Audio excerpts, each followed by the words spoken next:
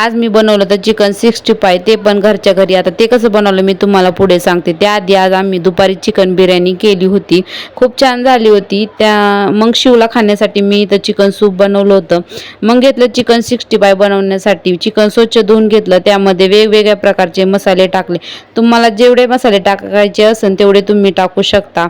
मग इथे चिकन 65चा माझ्याकडे मसाला आहे, मग तो टाकला. त्यामध्ये कॉर्नफ्लॉवर टाकलं, म्हणजेच मक्याचं पीठ टाकलं आणि छान असं मिक्स करून घेतलं.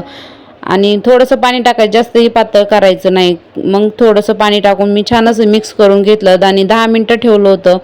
मग तेल गरम करून त्यामध्ये फ्राय करून घेतलं.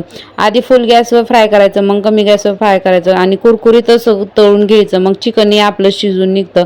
याचा पूर्ण ब्लॉग आपला यूट्यूब चॅनलवर आहे, नक्की जाऊन बघा आणि चॅनलला सबस्क्राईब करायला विसरू नका आणि सपोर्ट करा. चला भेटूया पुढच्या ब्लॉगमध्ये. इथेच एंड करते. Bye bye.